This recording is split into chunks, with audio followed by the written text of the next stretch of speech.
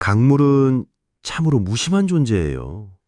흐르고 또 흘러서 제 아무리 슬픈 사연을 품고 있다 한들 한순간도 멈추는 법이 없지요. 제가 제 남편 도연 씨를 잃었던 그날도 그랬습니다. 20년 전 그날, 저는 제 삶의 모든 것이 그 강물 속으로 영원히 사라져버린 줄로만 알았어요. 강물은 그저 잔잔히 아무 일 없었다는 듯이 흘러갔고 제 시간은 그 순간에 갇혀 잿빛으로 물들었더군요. 그때부터 저는 참 모진 세월을 견뎌냈어요. 남편을 잃은 슬픔도 슬픔이었지만 시어머니의 모진 박해는 제 가슴에 또 다른 상처를 켜켜이 쌓아갔지요. 내가 감히 내 아들을 죽였어! 네가 내 아들을 잡아먹었어! 매일같이 쏟아지던 그 한마디들이 제 심장을 짓누르는 돌덩이 같았어요. 그렇게 20년을 저는 그리움과 죄책감 그리고 억울함 속에서 홀로 강을 건너왔습니다. 때로는 모든 것을 포기하고 싶을 때도 있었지만 희미한 기억 속에 남편과의 약속 그리고 언젠가 그가 돌아올지도 모른다는 한 줄기 희망으로 버텼던 것 같아요. 시어머니의 독설과 세상의 냉대 속에서도 제 삶을 포기하지 않은 건 어쩌면 저 자신과의 싸움이기도 했어요. 그리고 기적처럼 그가 돌아왔습니다. 죽은 줄로만 알았던 제 남편이 그것도 제가 상상조차 할 수 없었던 모습으로 말입니다. 백만장자가 되어서 말이죠. 처음에는 믿을 수 없었어요. 아니, 믿고 싶지 않았는지도 모르겠습니다. 제가 알던 도연 씨의 얼굴은 그대로인데 그의 주변을 감싼 낯선 부와 성공의 그림자는 저를 혼란스럽게 했거든요. 이게 꿈인가 생신가 아니면 또 다른 악몽의 시작인가 싶었죠. 그의 갑작스런 등장은 제 삶의 모든 균형을 뒤흔들기에 충분했습니다. 이 사연은 바로 그 20년의 강물을 건너 제가 마주한 기적 같은 이야기입니다. 남편이 사라진 그날의 비극부터 홀로 견뎌낸 모진 세월, 그리고 그가 백만장자가 되어 돌아온 충격적인 재회, 혼란과 불신, 그리고 마침내 그의 처절했던 지난 20년의 비밀이 풀리고 시어머니와의 오랜 갈등이 해소되는 과정까지 제 삶의 가장 깊은 부분들을 솔직하게 담아냈어요. 특히 그가 살아온 20년, 그리고 그 부가 우리 관계에 미쳤던 미묘한 영향까지도 숨김없이 이야기하고자 했습니다. 어떤 분들은 제 이야기를 듣고 너무나 비현실적이라고 하실지도 모르겠습니다. 하지만 저는 이 글을 통해 세상에 알려지지 않은 기적들이 우리 삶 곳곳에 숨어 있다는 것을, 그리고 진정한 사랑은 시간과 환경의 변화 속에서도 그 본질을 잃지 않는다는 것을 이야기하고 싶었어요. 어쩌면 독자 여러분의 삶 속에도 미처 깨닫지 못한 기적이나 잊고 있던 소중한 사랑이 존재할지도 모른다는 작은 희망을 드리고 싶었달까요?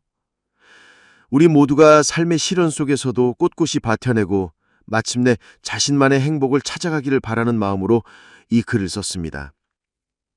제 사연이 어려움 속에서 희망을 잃지 않고 진정한 사랑의 의미를 되새기는데 작은 위안과 용기가 되기를 바라봅니다. 제 이야기가 여러분의 가슴에 깊은 울림으로 다가가길 진심으로 소원합니다. 강물은 언제나 제게 평화로움을 주었어요. 흐르는 물소리를 듣고 있으면 마음이 차분해지고 온갖 시름이 씻겨 내려가는 기분이었거든요. 그래서였을까요? 신혼 초에 저희는 주말마다 남편 도연 씨와 함께 그 강가를 찾았어요. 아직 물놀이하기 좋은 늦은 여름 초가을 무렵이었죠. 햇살은 따사로웠고 강물은 맑고 잔잔해서 저희는 아무 걱정 없이 행복한 시간을 보냈어요. 그 강변에는 작은 오솔길도 있고 풀밭도 넉넉해서 연인들이 오붓하게 시간을 보내기에 참 좋았어요. 도시의 번잡함에서 벗어나 오직 우리 둘만의 시간을 보내는 곳, 그곳이 바로 그 강가였습니다.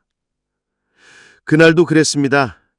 도연 씨는 튜브에 몸을 맡긴 채 장난스럽게 물장구를 쳤고 저는 얕은 물가에서 발장난을 하며 깔깔거렸어요. 여보, 이리 와봐. 물이 얼마나 시원한데? 도연 씨가 저를 불렀죠. 저는 멍설이다가 발이 닿는 곳이라 생각하고 한 발 한 발 물속으로 들어섰습니다. 그런데 이게 웬일인가요? 한 발짝 더 내딛는 순간 갑자기 발밑이 푹 꺼지는 느낌이 들더군요. 그 순간 저는 균형을 잃고 깊은 물속으로 빠져들기 시작했습니다. 물은 생각보다 차가웠고 순식간에 제 몸을 휘감았어요.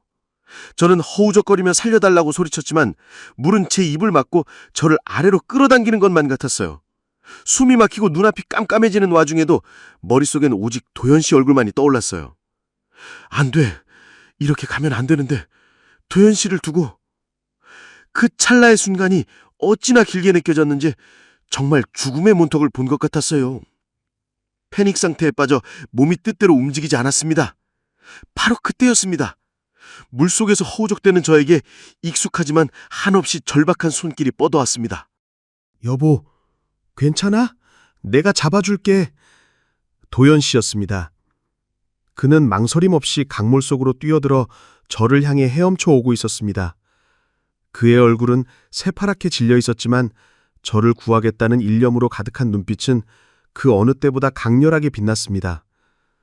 저는 그의 손을 필사적으로 붙잡았고 도연 씨는 온몸에 힘을 다해 저를 물 밖으로 밀어 올렸어요.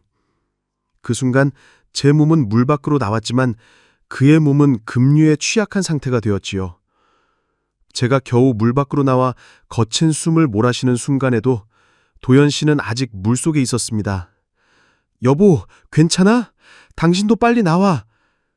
제가 소리치자 그는 힘겹게 고개를 끄덕였어요. 그런데 그때였죠. 갑자기 강물 한가운에서 회오리처럼 급류가 일기 시작했습니다. 며칠 전 내린 비로 강물이 불어 있었다는 걸 저희는 미처 생각지 못했던 거죠. 강 상류에서 내려온 나무 토막들이 물살을 더 거세게 만들었던 기억이 납니다. 여보, 피해요! 제가 다급하게 외쳤지만 이미 늦은 뒤였습니다. 도연 씨는 저를 안전한 곳으로 밀어낸 여파로 중심을 잃었고 순식간에 거센 급류에 휩쓸리고 말았습니다. 도연 씨! 안 돼! 도연 씨! 저는 미친 듯이 강가를 따라 뛰었지만 그의 모습은 거친 물살에 휩쓸려 점점 멀어져만 갔어요. 그의 마지막 표정은 저를 향한 걱정과 안심이 뒤섞인 듯한 그런 애틋한 미소였습니다. 마치 괜찮다고, 걱정하지 말라고 말하는 것 같았죠. 그 미소는 제 가슴에 영원히 박혔습니다. 그렇게 제 눈앞에서 그는 사라졌습니다. 강물은 여전히 무심하게 흘렀고 저는 그 강가에 주저앉아 하염없이 울부짖었습니다. 제 이름을 부르던 그의 목소리, 저를 향해 뻗었던 그의 따뜻한 손길, 그리고 저를 안심시키려 했던 그의 마지막 미소, 그 모든 것이 제 머릿속을 맴돌며 저를 짓눌렀어요.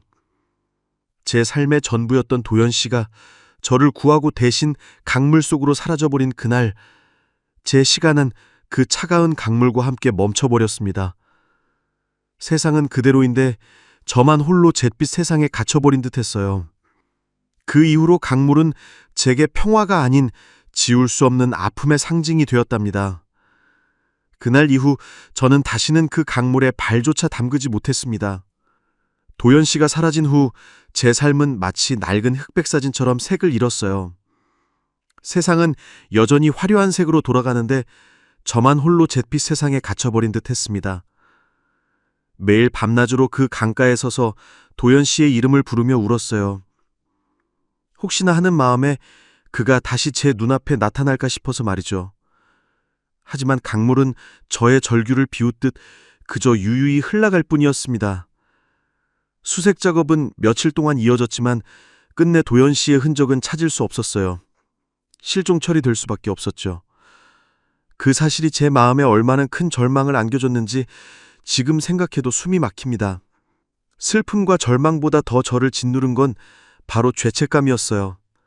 제가 물에 빠지지만 않았어도 도연 씨는 사라지지 않았을 텐데, 제가 좀 더 조심했더라면 저를 구하려다 그가 그렇게 되지 않았을 텐데, 이 모든 게 제 때문이라는 생각에 숨조차 제대로 쉴 수 없었습니다. 그 죄책감은 밤마다 저를 찾아와 가위 눌림처럼 제 목을 조였고 낮에는 저의 모든 행동을 감시하는 듯한 시선이 되어 저를 괴롭혔어요. 밥을 먹는 것도, 잠을 자는 것도, 심지어 숨 쉬는 것조차도 죄스러웠습니다. 무엇보다 저를 힘들게 한 건 시어머니의 모진 박해였습니다. 아들을 잃은 슬픔에 눈이 멀어 저를 아들 죽음의 원흉으로 여기셨어요. 네가 감히 내 아들을 죽였어. 네가 내 아들을 잡아먹었어. 왜 네가 살고 내 아들이 죽었단 말이냐. 매일같이 저주와 비난을 퍼부으셨죠. 저는 고개를 숙이고 아무 말도 할 수 없었습니다. 당신의 슬픔이 저를 향한 분노로 표출되는 것을 막을 수 없었고, 저 또한 도연 씨의 죽음에 대한 책임에서 자유로울 수 없다는 생각에 그저 모든 것을 감내할 뿐이었어요. 명절이 되어 친척들이 모일 때면 시어머니는 제 앞에서 늘 아들의 제사를 지내며 저를 대놓고 무시하셨습니다. 과부가 되면 남은 가족에게 짐만 된다는 뼈아픈 말도 서슴지 않으셨죠. 때로는 물질적인 어려움까지 안겨주셨는데, 제가 작은 식당을 시작했을 때도 이것마저 망쳐서 내 아들 얼굴에 먹칠할 거냐고 저를 못살게 구셨어요. 남편 없는 세상에서 홀로 생계를 꾸려나가는 것도 보통 일이 아니었습니다. 젊은 나이에 과부가 되었다는 딱지는 저를 따라다녔고, 세상에 곱지 않은 시선도 견뎌야 했어요. 친정 부모님은 저를 안쓰러워하며 재혼을 권했지만 저는 그럴 수 없었습니다. 제게 도연 씨는 여전히 살아있는 사람 같았거든요. 남편과의 행복한 신혼은 단지 줌이었나 싶을 정도로 현실은 냉혹하고 버거웠습니다. 그래도 저는 무너지지 않으려 발버둥 쳤습니다. 도연 씨가 저를 위해 희생했는데 제가 이렇게 주저앉을 수는 없다고 생각했어요. 작은 식당을 시작했습니다. 손맛 좋다는 칭찬은 들었지만 홀로 모든 것을 해내기란 쉽지 않았습니다. 새벽부터 밤늦게까지 일하고 나면 온몸이 천근만근이었지만 손님들의 따뜻한 한마디에 다시 힘을 내곤 했죠. 정은이는 제 유일한 친구이자 버팀목이었습니다. 선영아, 너 정말 잘하고 있어. 도연이도 분명 너를 자랑스러워할 거야. 그녀의 응원이 제가 힘든 시간을 견디는데 큰 위로가 되었죠. 가끔은 도연 씨가 살아있었으면 얼마나 좋았을까 혼자 중얼거리기도 했어요. 정말이지. 그 그리움은 마르지 않는 샘물처럼 제 마음속에서 계속 솟아났습니다. 20년이라는 시간은 참으로 길고도 짧더군요. 어느덧 제 머리에는 흰머리가 희끗희끗 늘었고 손에는 굳은 살이 박였습니다. 거울 속의 제 모습을 보면 젊은 날에 순수했던 제 모습은 온데간데 없고 세월의 풍파를 고스란히 맞은 낯선 얼굴이 저를 바라보고 있었어요. 하지만 제 마음속 도연 씨의 모습만은 변치 않았습니다. 희미한 기억 속에서 더 선명해지는 그의 얼굴, 그의 웃음소리, 그의 다정한 눈빛은 저를 지탱하는 유일한 빛이었어요. 사람들은 이제 그만 잊고 새로운 삶을 시작하라고 했어요. 하지만 어떻게 잊을 수 있겠어요? 제 삶의 가장 빛나는 순간에 함께했던 사람이었고 저를 위해 목숨까지 바친 사람인데 저는 그렇게 매일매일 도연 씨에 대한 그리움을 가슴에 품고 언젠가는 그가 제 앞에 나타날지도 모른다는 한 줄기 희망을 붙잡고 잿빛 세월을 견뎌냈습니다. 20년이라는 긴 시간 동안 제 마음속의 시간은 여전히 그 강가에 멈춰 서 있었던 거죠. 잿빛 세월 속에서도 저를 지탱해준 한 가지가 있다면 그건 바로 도연 씨와 함께 꿈꿨던 희미한 미래의 조각들이었어요. 강물 사고가 나기 전 저희는 참 소박하지만 확실한 미래를 그렸었죠. 퇴근 후 마주 앉아 저녁을 먹고 주말이면 손잡고 강가를 거닐고 늦은 밤 마주보고 앉아 작은 소주잔을 기울이며 서로의 하루를 이야기하는 그런 평범한 일상이요. 특별할 것 없는 하루하루였지만 도연 씨와 함께라면 그 모든 순간이 소중한 보석 같았어요. 그의 눈빛 속에는 늘 제가 있었고 그의 미소는 저의 하루를 환하게 밝혔습니다. 가장 선명하게 떠오르는 건 그가 저에게 했던 약속들입니다. 여보, 나중에 돈 많이 벌면 우리 강가에 작고 예쁜 집을 지을까? 창문 열면 물소리가 들리고 아침마다 햇살이 쏟아지는 그런 집 말이야. 그는 늘 그렇게 꿈을 이야기했어요. 저는 웃으면서 돈 많이 벌면 좋겠지만 그냥 지금처럼 오손도손 살아도 충분해요. 라고 대답했죠. 하지만 그의 눈빛 속에는 저와 함께 꾸려갈 미래에 대한 설렘과 다짐이 가득했습니다.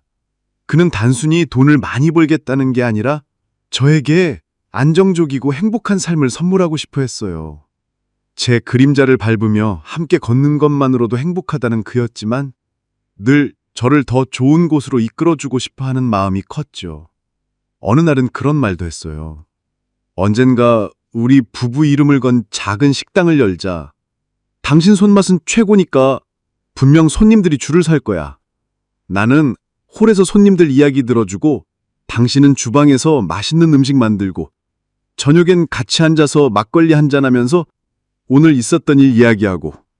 그 말을 들을 때마다 저는 가슴이 벅차올랐습니다. 그건 단순히 식당을 여는 꿈이 아니라 우리 둘이 함께 만들어갈 삶의 그림이었거든요. 소박하지만 따뜻하고 서로에게 의지하며 살아갈 그런 미래 말이죠. 그는 심지어 식당 이름을 선영인의 밥상이라고 하자며 장난스럽게 웃기도 했습니다. 20년이라는 긴 세월 동안 그 약속들은 제 마음속에서 더욱 선명해졌습니다.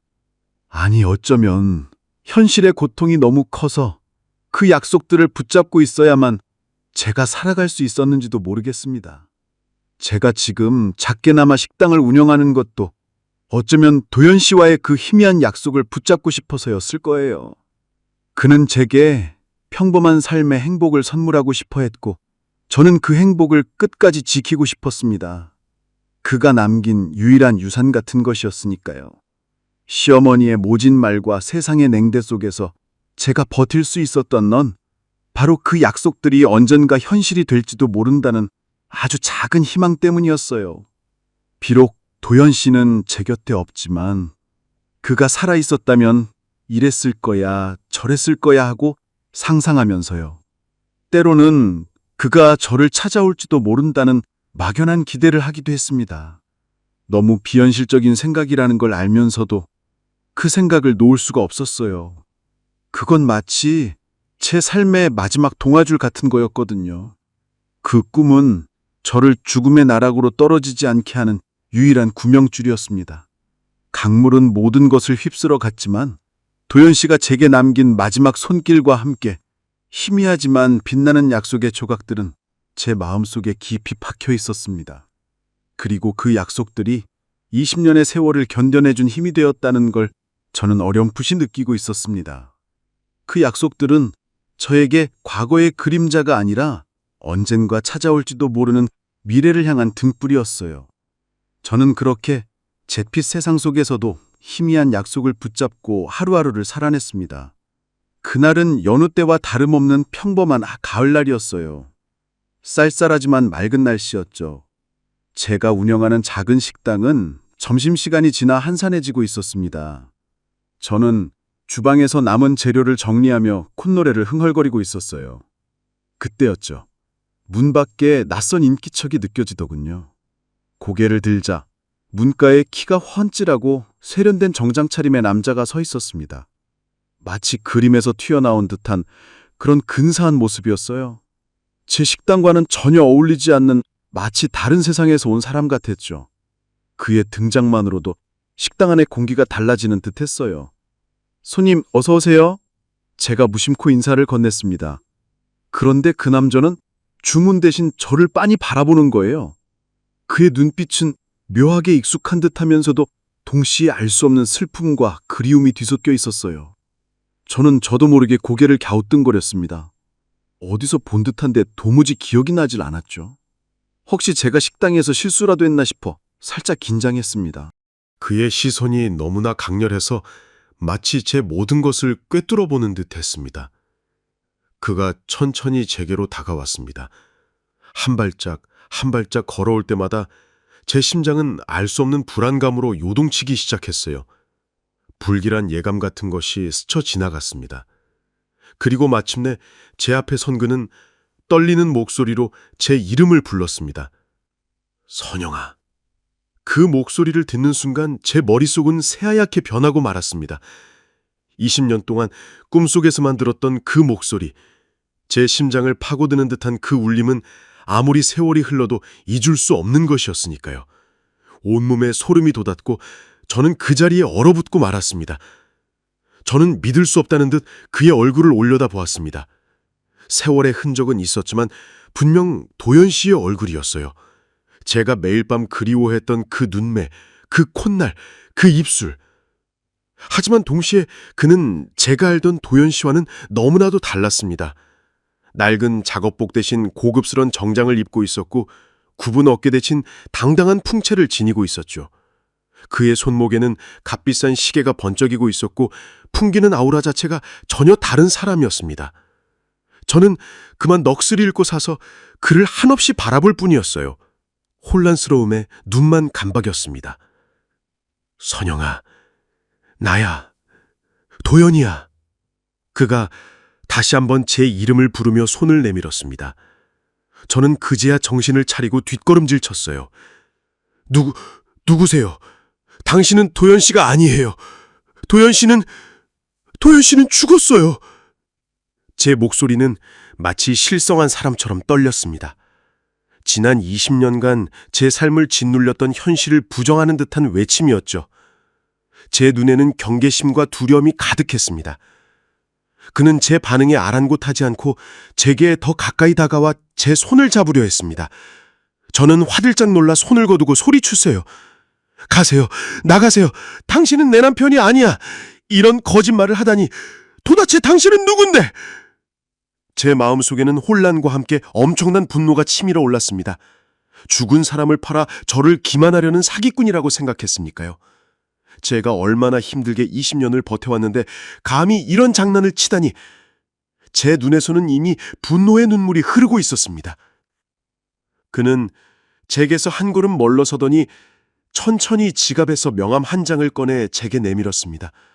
명함에는 그의 이름 이도현과 함께 낯선 대기업의 로고 그리고 대표이사라는 직함이 순명하게 박혀 있었습니다. 저는 명함을 들고 얼어붙었습니다. 그의 말도 안 되는 주장이 현실 속의 어떤 증거물과 함께 제 눈앞에 나타난 것이었죠. 죽은 남편이 백만장자가 되어 돌아왔다니. 제 눈앞에 이 기적 같은 현실은 지난 20년간의 제 삶을 송두리째 뒤흔들고 있었습니다. 저는 그저 멍하니 서서 눈앞에 낯선 남편을 바라볼 뿐이었어요. 그가 정말 도연 씨일까요? 아니, 그럴 리 없는데. 제 마음은 혼란 그 자체였습니다. 식당 안의 모든 소리가 사라진 듯 오직 제 심장 소리만이 들려왔어요. 그가 내민 명함을 한참 동안이나 멍하니 바라봤습니다. 이도현, 대표이사. 제 손에 들린 종이 한 장이 제 지난 20년의 삶을 송두리째 흔들고 있는 것 같았어요. 제 남편은 분명 죽었습니다. 제 눈앞에서 강물에 휩쓸려 사라졌고 시신조차 찾지 못했었죠. 그런데 지금 제 앞에 서 있는 이 사람은 너무나도 멀끔한 모습으로 자신이 제 남편이라고 주장하고 있는 거예요. 제 심장은 믿음과 불신 사이에서 격렬하게 요동치고 있었습니다. 한쪽에서는 말도 안 돼 하고 소리치고 다른 한쪽에서는 혹시 정말? 이라는 희미한 불꽃이 피어난 거예요. 선영아, 정말 나야. 나 도연이야. 그의 목소리는 여전히 애절했지만 저는 그 목소리조차 낯설게 들렸어요. 도대체 무슨 말을 하는 거예요? 당신은 내 남편이 아니에요. 당신은 내 남편일 수가 없어. 저는 격앙된 목소리로 되받아쳤습니다. 그의 얼굴은 분명 도연 씨인데 그의 눈빛은 제가 알던 순수하고 다절한 도연 씨의 눈빛과는 달랐어요. 무언가 깊은 사연이 담겨 있는 듯 복잡하고 서늘한 기운마저 느껴졌습니다. 성공한 사람에게서 풍기는 냉철함과 알 수 없는 무게감이 저를 압도했어요. 그는 제 얼굴에서 시선을 떼지 않고 조용히 말했어요. 내가 어떻게 살아 돌아왔는지, 그리고 어떻게 이렇게 됐는지 모든 걸 다 이야기해 줄게. 제발 내 이야기 좀 들어줘, 선영아. 그의 말에는 간절함이 묻어 있었지만 저는 그 간절함마저도 저를 속이려는 술책처럼 느껴졌어요. 20년간 홀로 지옥 같은 세월을 견뎌온 저에게 이런 말도 안 되는 기적은 감당하기 버거운 거짓말처럼 다가왔습니다. 저는 이미 너무 많은 것을 잃었고 더 이상 속고 싶지 않았어요. 됐어요. 아무 말도 듣고 싶지 않아요. 저는 차갑게 말하며 고개를 돌렸습니다. 당신이 누군지는 모르겠지만 제발 저를 속이려 들지 마세요. 저는 이미 충분히 힘들게 살아왔으니까요. 제 목소리는 떨렸지만 저는 애써 단호함을 유지하려 했습니다. 혹시라도 제가 흔들리면 그 모든 것이 와르르 무너질 것만 같았거든요. 제 삶의 마지막 남은 평온마저 깨질까 두려웠습니다. 그는 제 식당 안에를 천천히 둘러보았습니다. 낡은 테이블과 의자, 벽에 걸린 빛바랜 사진들. 그의 시선이 마치 20년 전 우리의 추억을 더듬는 듯 느껴졌습니다. 그러다가 그의 시선이 주방 한편에 놓인 작은 액자에 닿았습니다. 그 안에는 결혼 초 저희가 강가에서 찍은 사진이 들어있었어요. 활짝 웃는 도연 씨와 제 모습. 그 사진을 보는 순간 그의 눈빛이 순간 흔들리는 것을 저는 보았습니다. 아련한 슬픔과 형언할 수 없는 그리움이 그의 얼굴에 스쳐 지나갔죠. 그 짧은 순간의 변화가 저의 마음을 더욱 복잡하게 만들었습니다. 이 사진 기억나? 우리가 처음으로 강가에서 찍은 사진이잖아. 당신이 이 사진을 보면서 그랬지. 우리도 저 강물처럼 영원히 함께 흐르자고. 그의 목소리가 한층 낮아지고 애틋해졌습니다. 그 말을 듣는 순간 제 심장이 쿵 하고 내려앉는 듯 했어요. 그 사진과 그 대화는 저와 도연 씨 둘만이 아는 비밀 같은 추억이었거든요. 정말이지 그의 말을 듣자마자 온몸에 소름이 돋았습니다. 하지만 저는 애써 그 감정을 외면하려 했습니다. 아니야, 우연일 뿐이야. 어떻게든 알아냈을 거야. 스스로에게 주문을 거는 듯 했죠. 이 혼란 속에서 저는 무엇을 믿어야 할지 알 수 없었습니다. 그는 제게서 시선을 돌려 식당을 나섰습니다. 문을 나서기 전 그는 마지막으로 저를 돌아보며 낮은 목소리로 말했어요. 나는 당신이 믿을 때까지 계속 기다릴 거야. 그리고 모든 진실을 밝힐 거야. 그게 내가 살아온 이유고 당신에게 돌아온 이유니까. 그의 뒷모습은 여전히 낯선 백만장자의 모습이었지만 그의 목소리에는 제가 알던 도연 씨의 간절함이 담겨있는 듯 했습니다. 그의 말 한마디 한마디가 제 머릿속을 맴돌며 저를 괴롭혔습니다. 그가 사라진 후에도 저는 한참 동안 그 자리에 서 있었습니다. 손에 든 명함은 뜨거웠고 제 머릿속은 온통 혼란으로 가득했어요.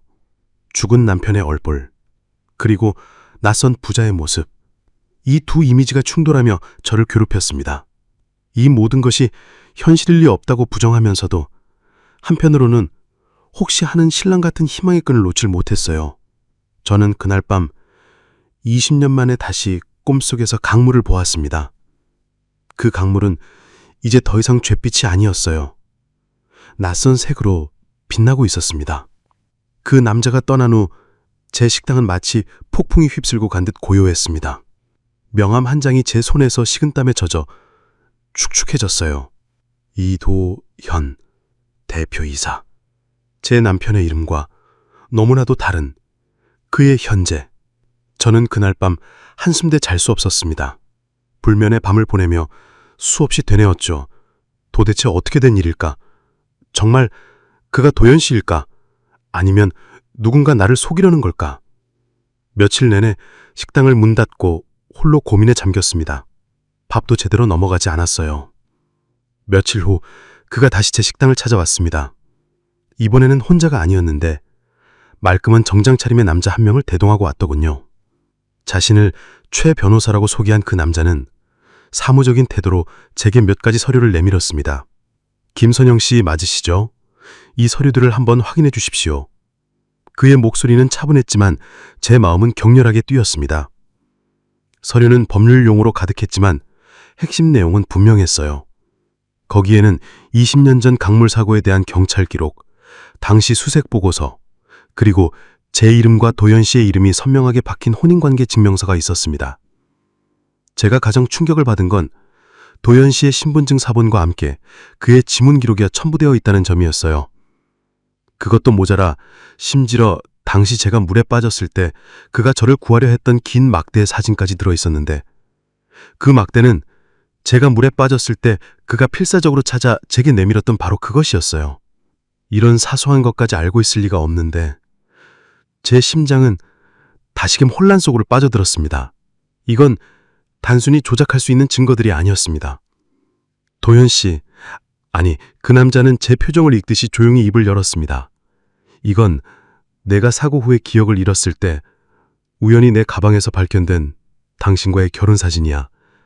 그리고 이건 내가 당신에게 주려고 했던 반지야. 그가 제게 작은 상자를 내밀었습니다. 상자 안에는 제가 결혼 선물로 그에게 주었던 낡은 은반지가 들어있었고 그 옆에는 제가 본 적이 없는 새로운 반지가 빛나고 있었습니다. 결혼 반지 안쪽에는 저의 결혼 기념일과 제 이름이 작게 새겨져 있었어요. 그 반지를 보는 순간 저는 더 이상 아무 말도 할 수 없었습니다. 그건 도연 씨와 저만의 비밀이었거든요. 제 눈에선 이미 뜨거운 눈물이 흘러내렸습니다. 사고 후에 나는 기억을 모두 잃었어. 아무것도 기억나지 않았지. 내가 누군지, 내가 어디서 왔는지, 그저 낯선 곳에서 눈을 떴을 뿐이야. 그는 담담하게 자신의 이야기를 시작했습니다. 이 반지를 보면서 그리고 가끔씩 스치는 당신의 얼굴을 보면서 나는 내가 누군지, 내게 어떤 삶이 있었는지 알고 싶었어. 그래서 살아남기 위해 발버둥치고 돈을 벌었어.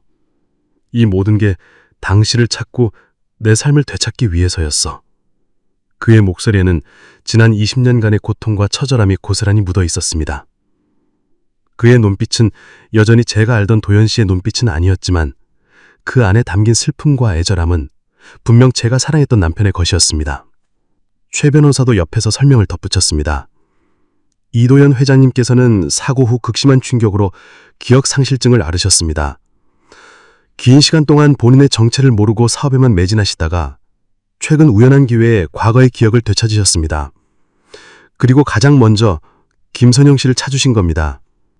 그의 말은 도연 씨의 이야기에 신빙성을 더해주었습니다. 저는 그제야 그의 말을 믿을 수밖에 없었어요.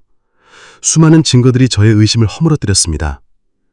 20년이라는 세월이 저를 단단하게 만들었다고 생각했는데 그 모든 것이 한순간에 무너져 내리는 기분이었죠. 믿을 수 없는 현실 앞에서 저는 혼란스러웠지만 동시에 설명할 수 없는 감정들이 밀려왔습니다. 그리움, 안도감, 그리고 무엇보다 그가 정말 살아 돌아왔다는 기적 같은 사실에 대한 벅찬 감정이었어요. 20년의 세월이 흐르는 동안 단 한 번도 상상조차 하지 못했던 현실이었습니다. 하지만 여전히 의문이 남았습니다. 그는 어떻게 20년이라는 긴 세월을 살아왔으며 왜 이제야 제 앞에 나타난 걸까요? 그리고 어떻게 그 짧은 시간에 백만장자가 될 수 있었을까요? 수많은 질문들이 제 머릿속을 맴돌았지만 그 순간 저는 그저 눈앞에 그를 20년 만에 돌아온 남편을 하염없이 바라볼 수밖에 없었습니다. 제 마음속 깊은 곳에서는 어쩌면 이 모든 것이 진짜일지도 모른다는 희망이 조금씩 고개를 들기 시작했어요. 최 변호사가 내민 서류와 도연 씨의 간절한 눈빛 앞에서 저는 더 이상 그를 부정할 수 없었습니다. 제 남편, 도연 씨가 살아 돌아왔다는 기적 같은 현실을 받아들여야만 했죠. 하지만 여전히 수많은 의문이 제 머릿속을 맴돌았어요. 20년 동안 그는 어디서 무엇을 했으며 왜 이제야 제 앞에 나타난 걸까요? 그 모든 질문에 대한 답을 들을 준비가 되어 있지 않았지만 더 이상 도망칠 수도 없었습니다. 제 눈은 끊임없이 그를 훑으며 제가 알던 과거의 모습과 현재의 낯선 모습을 비교하고 있었습니다. 그는 저를 데리고 한 고급 레스토랑으로 향했습니다. 화려한 샹들리에와 웅장한 분위기가 저의 작은 식당과는 너무나도 달랐어요. 어색함과 긴장감 속에서 마주 앉은 그는 떨리는 목소리로 20년 전 그날의 이야기를 다시 시작했습니다. 그의 손은 테이블 위에서 미세하게 떨리고 있었습니다. 선영아, 내가 당신을 물 밖으로 밀어내고 나서 나는 정신을 잃었어. 그 거센 물살에 휩쓸려 한참을 떠내려갔지. 얼마나 떠내려갔는지, 얼마나 시간이 흘렀는지 나는 아무것도 몰랐어. 겨우 정신을 차렸을 때는 낯선 시골 마을의 작은 병원이었어. 온몸이 쑤시고 머리는 깨질 듯 아팠지. 나는 내가 누군지, 왜 거기에 있는지 아무것도 기억나지 않았어. 모든 기억이 새하얗게 지워진 것 같았지. 마치 어제 태어난 사람처럼 아무것도 없는 백지 상태였어. 그는 물에 빠린 저를 구하고 정신을 잃었다고 했습니다. 그리고 급류에 휩쓸려 한참을 떠내려간 끝에 멀리 떨어진 어촌 마을에서 어부에게 발견되어 겨우 목숨을 건질 수 있었다고요. 문제는 기억상실증이었습니다.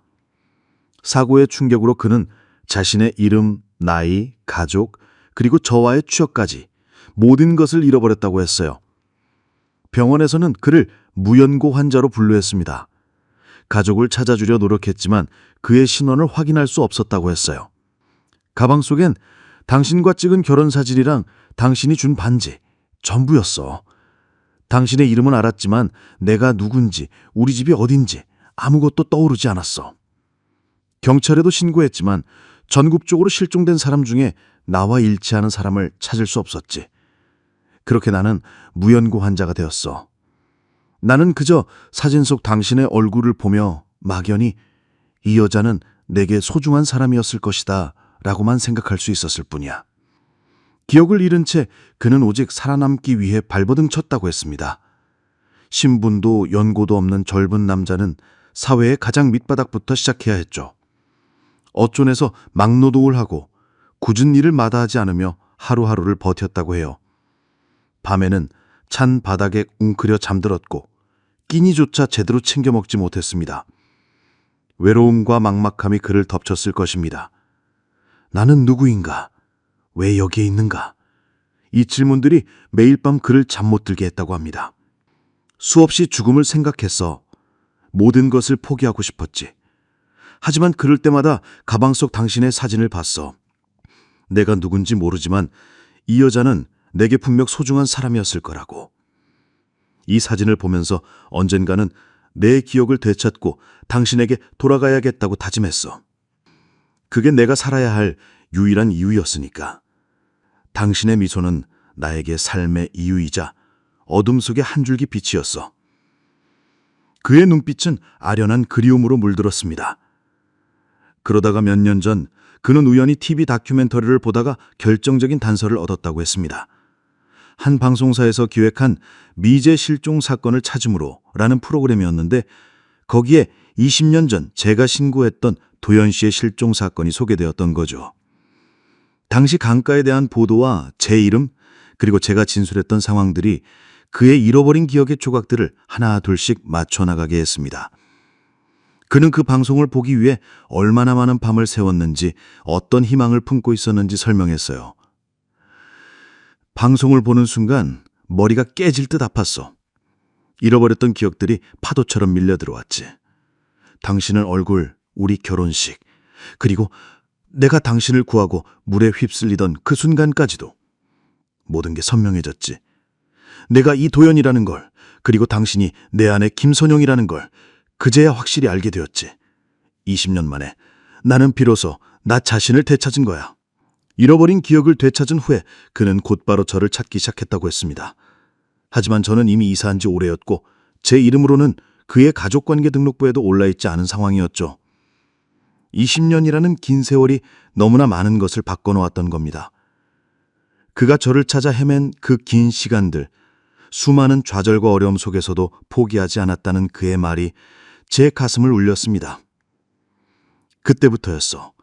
내가 가진 모든 것을 이용해서 당신을 찾아야겠다고 결심한 게. 그리고 잃어버린 시간만큼 당신에게 더 좋은 삶을 선물해주고 싶다고 생각했어. 더 이상 당신을 힘들게 하고 싶지 않았어. 그의 눈빛은 제가 알던 도연 씨의 다정함과 함께 낯선 성공인의 강인함이 교차하고 있었습니다. 그의 이야기를 들으면서 제 눈에서는 하염없이 눈물이 흘러내렸습니다. 20년 동안 그를 원망하고 그리워하고 죽었다고만 생각했던 제 자신이 한없이 미안해졌어요. 그는 죽지 않았던 겁니다. 단지 저를 찾아올 수 없었던 것뿐이었어요.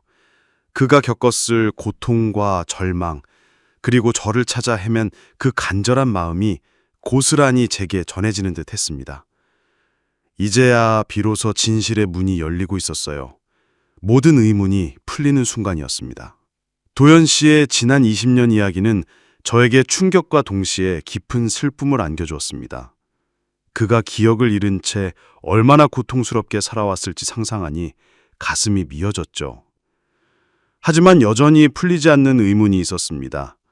그가 어떻게 그렇게 짧은 시간에 백만장자가 될 수 있었을까 하는 점이었어요. 제가 알던 도연 씨는 평범한 직장인이었고 사업과는 거리가 먼 사람이었거든요. 그의 성공은 저에게는 너무나도 낯선 영역이었습니다. 그는 제 질문을 예상했다는 듯 깊은 숨을 내쉬며 이야기를 이어갔습니다. 기억을 잃은 채 나는 그저 살아야 한다는 생각뿐이었어. 내가 누군지 알아내야 했으니까. 병원에서 퇴원하고 나니 정말이지 아무것도 없었어. 빈손이었지. 그때부터 온갖 굳은 일을 마다하지 않았어. 항구에서 짐을 나르고 식당에서 설거지를 하고 잠을 줄여가며 죽어라 일했어. 하루에 2-3시간 자면서 몸을 혹사시켰어. 먹는 것도 제대로 챙기지 못했지. 그저 숨 쉬고 살아있다는 것 자체가 기적이라고 느껴지는 나날이었어. 그의 목소리에는 지난 세월의 고통과 처절함이 고스란히 담겨 있었습니다. 그는 자신에게 주어진 모든 기회를 놓치지 않으려 발버둥쳤다고 했어요. 힘든 육체 노동을 하면서도 틈틈이 책을 읽고 세상 돌아가는 이야기를 귀담아 들었다고요. 그는 자신이 누구인지도 모르는 상황에서 오직 미래를 향한 막연한 희망으로 자신을 단련시켰다고 했습니다. 어느 날 우연히 작은 건설 현장에서 일하게 됐어.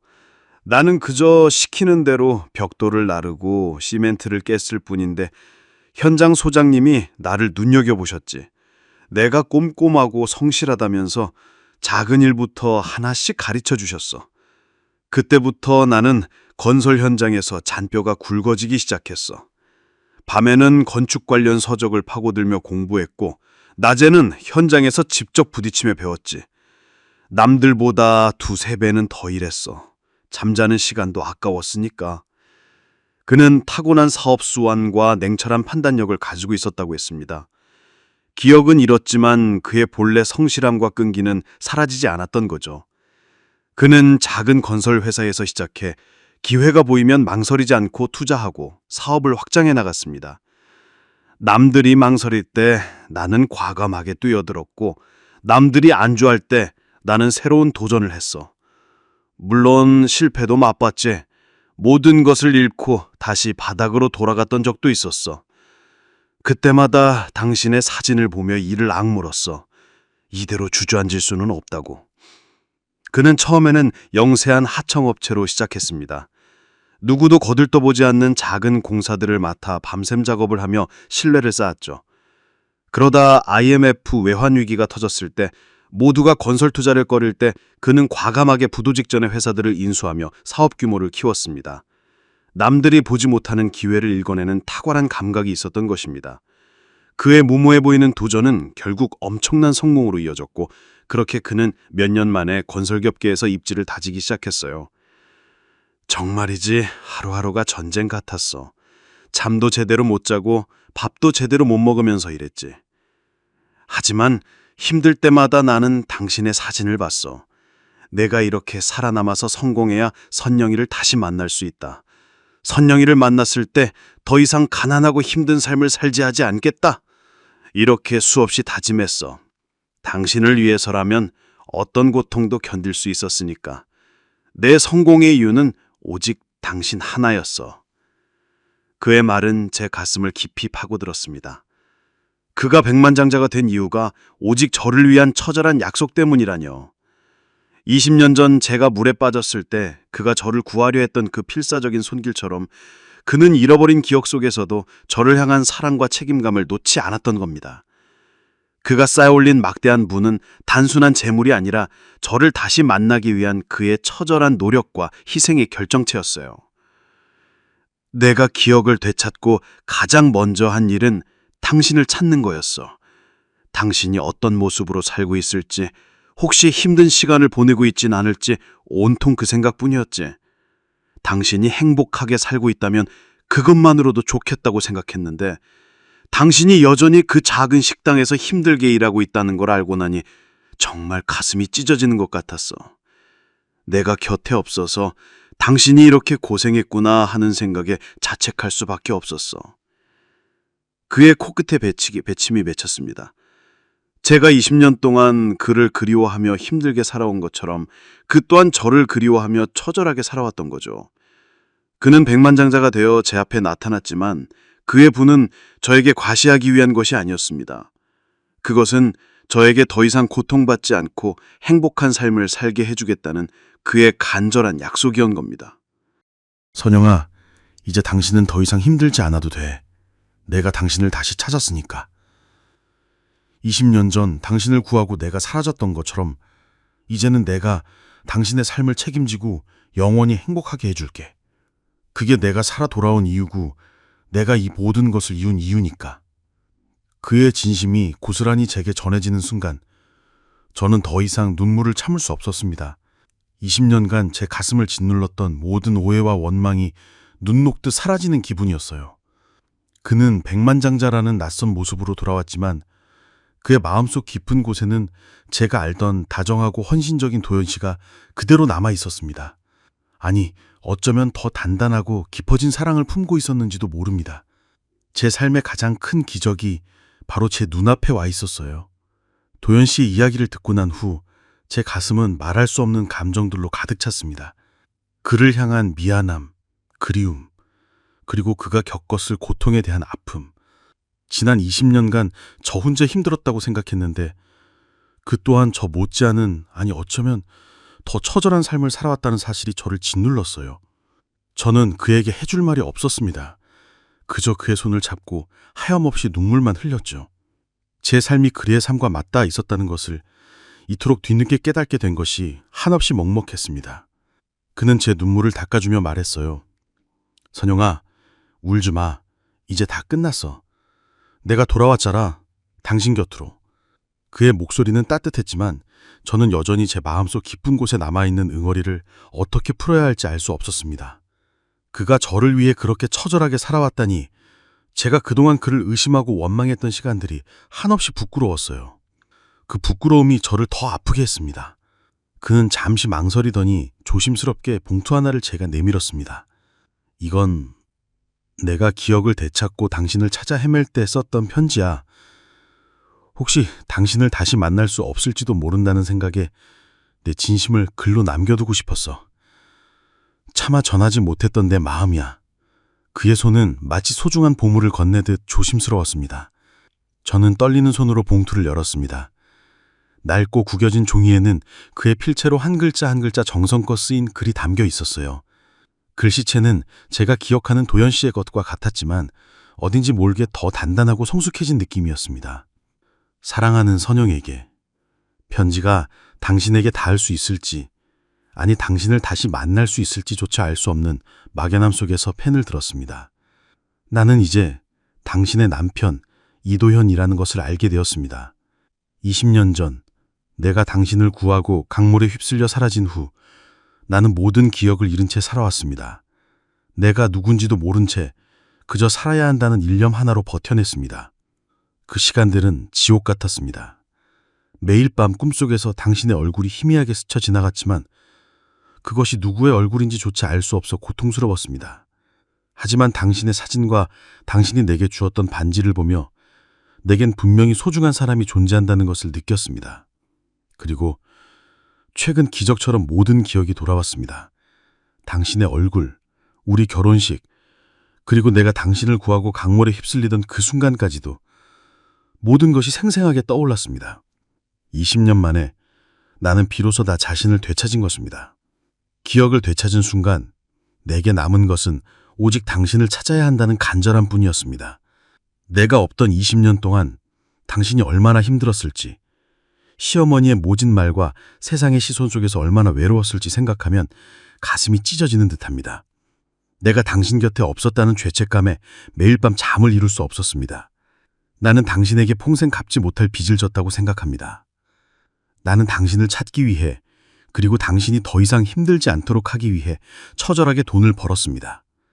당신을 위한 작은 집을 짓고 싶다는 우리의 소박한 약속을 지키기 위해 나는 모든 것을 걸고 이 사업에 매달렸습니다. 내 성공의 매 순간은 오직 당신을 향한 다짐의 연속이었습니다. 이 부는 당신을 다시 만나기 위한 나의 유일한 수단이었습니다. 당신에게 더 이상 아픔과 고통이 없는 삶을 선물하고 싶었습니다. 만약 이 편지가 당신에게 닿는다면 부디 나를 용서해 주십시오. 20년 동안 당신 곁을 지켜주지 못해서 홀로 외롭게 만들어서 정말 미안합니다. 그리고 나를 기다려줘서 살아남아줘서 정말 고맙습니다. 당신이 없었다면 나는 이 모든 것을 이룰 이유조차 없었을 것입니다. 선영아, 이제는 내가 당신 곁에서 모든 것을 보상해주고 싶습니다. 지난 20년의 고통을 잊게 해주고 싶습니다. 당신의 남은 생을 행복으로만 채워주고 싶습니다. 내가 살아 돌아온 이유는 오직 당신 하나뿐입니다. 내 삶의 모든 이유와 목적은 당신입니다. 만약 다시 만날 수 있다면 나의 손을 다시 잡아주겠습니까? 사랑하는 당신의 남편, 드림. 편지를 읽는 내내 제 눈에서는 눈물이 멈추지 않았습니다.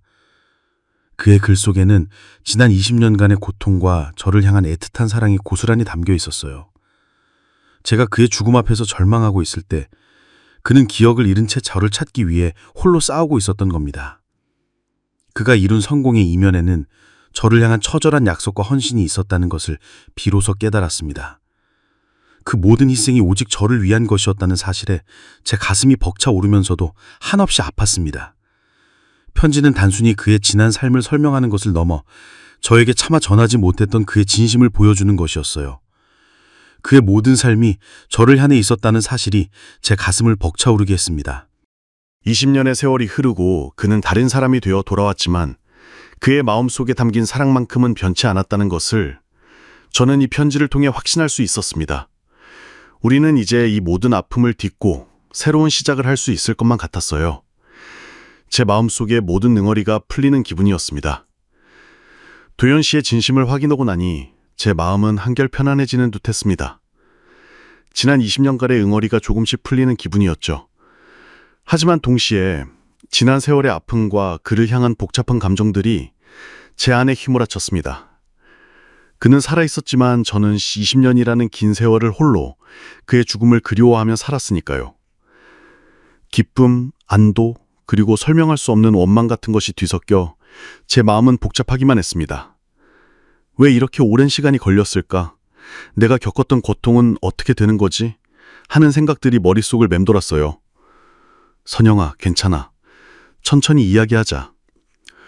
도연 씨는 제 얼굴에 흐르는 눈물을 닦아주며 저를 조용히 안아주었습니다. 그의 품은 20년 전 그날처럼 따뜻했지만 저는 여전히 이 모든 상황이 꿈처럼 느껴졌어요. 어떻게 그럴 수가 있어요. 20년이나 저를 혼자 두다니. 제 목소리는 원망이 섞인 흐느낌이었습니다. 그를 향한 애증이 뒤섞인 감정이었습니다. 그는 제 등을 토닥이며 말했어요. 미안해, 선영아. 정말 미안해. 내가 당신을 얼마나 찾고 싶었는지, 얼마나 그리워했는지 말로 다 할 수가 없어. 그의 목소리에도 굵은 슬픔이 묻어 있었습니다. 그는 제가 겪었던 고통을 충분히 헤아리는 듯했어요. 그가 기억을 잃은 채 얼마나 처절하게 살았는지 알면서도 제 마음 한편에는 그를 홀로 기다려온 시간에 대한 서러움이 자리 잡고 있었으니까요. 그 서러움은 쉽게 가시지 않았습니다. 저 시어머니께는 다녀오셨어요? 제가 조심스럽게 물었습니다. 20년간 저를 괴롭히던 시어머니와의 관계는 제게 여전히 큰 상처였어요. 도연 씨가 돌아왔다는 사실이 시어머니에게는 어떤 의미일지, 그리고 그 오랜 오해가 과연 풀릴 수 있을지 걱정이 앞섰습니다. 어쩌면 더 큰 갈등이 시작될지도 모른다는 불안감도 있었습니다. 도연 씨는 고개를 끄덕였습니다. 다녀왔어. 어머니는 처음엔 나를 믿지 않으시더라. 내가 죽은 줄로만 아셨으니까. 하지만 모든 이야기를 해드리고 최 변호사가 서류들을 보여드리니 결국 쓰러지셨어. 그리고 깨어나자마자 당신을 찾으시더라. 당신에게 못할 짓을 많이 했다면서 계속 흐느끼셨어. 그의 목소리에는 시어머니에 대한 안쓰러움과 함께 복잡한 감정이 담겨 있었습니다. 저는 그의 말에 잠시 침묵했습니다. 시어머니가 쓰러지셨다는 말에 걱정이 앞섰지만 한편으로는 20년간 저를 괴롭혀던 그분이 과연 저에게 어떤 태도를 보일지 두렵기도 했습니다. 원망과 그리움, 미움과 사랑이 뒤섞여 제 마음은 갈피를 잡을 수 없었죠. 하지만 저도 모르게 시어머니의 건강을 걱정하는 마음이 피어났습니다. 며칠 후 저는 도연 씨와 함께 시어머니 댁을 찾았습니다. 시어머니는 여전히 수축한 얼굴로 저를 마주셨어요. 마주 앉은 저희 사이에 어색한 침묵이 흘렀습니다. 도연 씨가 조심스럽게 입을 열었습니다. 어머니, 그동안 선영이 혼자 얼마나 힘들었을지 생각하면 제 가슴이 찢어집니다. 그러자 시어머니가 떨리는 목소리로 말했습니다. 선영아, 내가 죽을 죄를 지었다. 내 아들 죽음이 다 네 탓인 줄 알만 알았지. 내 한이 맺혀서 너를 그리도 못 살게 굴었구나. 내가 미쳐서 그랬다. 제발 나를 용서해다오. 시어머니 얼굴에는 깊은 주름과 함께 후회와 슬픔이 가득했습니다. 그녀는 제 손을 붙잡고 눈물을 뚝뚝 흘리셨어요. 저는 순간 망설였습니다. 20년간 저를 괴롭혀던 그 독설들이 주마등처럼 스쳐 지나갔으니까요. 하지만 동시에 아들을 잃은 어미의 절규가 제 가슴을 파고들었습니다. 그분의 슬픔이 너무나 커서 저를 향한 분노로 표출될 수밖에 없었다는 것을 이제는 이해할 수 있을 것 같았어요. 저는 조심스럽게 시어머니의 손을 마주 잡았습니다. 어머니, 괜찮아요. 이제 도연 씨가 돌아왔잖아요. 지난 일은 다 잊어요. 저는 어머니를 미워하지 않아요. 제 목소리도 떨렸지만 그 속엔 진심이 담겨 있었습니다. 완벽한 용서는 아니었지만 더 이상 미움에 갇혀 있고 싶지 않았습니다. 어쩌면 그 오랜 아픔 속에서도 이 모든 것들을 이해하고 용서할 수 있는 힘이 제 안에 있었을지도 모른다는 생각이 들었습니다. 도연 씨는 제 눈을 찌그시 바라보며 말했습니다. 선영아, 나는 당신에게 아무것도 강요하지 않을 거야. 당신이 나를 받아들이고 어머니를 용서하기까지 얼마나 오랜 시간이 걸릴지 다 알고 있어. 나는 그저 당신 곁에서 당신이 원하는 대로 모든 것을 기다려줄 거야. 지난 20년처럼, 아니, 그보다 더 오랜 시간이라도. 그의 진심 어린 말에 제 마음속에 얼어붙은 벽이 조금씩 허물어지는 것을 느꼈습니다. 도연 씨가 돌아온 것은 단순히 기적이 아니라 저에게 지난 삶의 모든 매듭을 풀고 새로운 시작을 할 수 있는 기회를 준 것이었습니다. 이제 저는 그와의 20년 세월을 어떻게 매듭지어야 할지, 그리고 남은 삶을 어떻게 꾸려나가야 할지 진지하게 고민하기 시작했습니다. 도연 씨와의 대화, 그리고 시어머니와의 예상치 못했던 화해 이후 제 마음은 한결 편안해지는 듯했습니다. 지난 20년간의 응어리가 조금씩 풀리는 기분이었죠. 하지만 동시에 저는 또 다른 현실적인 고민에 부딪혔습니다. 그는 이제 제가 감히 상상조차 할 수 없는 막대한 부를 가진 백만장자였어요. 낡은 식당에서 하루하루를 살아가는 저와는 너무나도 다른 세상에 살고 있는 사람이 된 거죠. 낯선 부와 익숙한 사랑, 이 둘 사이에서 저는 길을 잃은 듯했습니다. 마치 꿈을 꾸는 것 같았어요.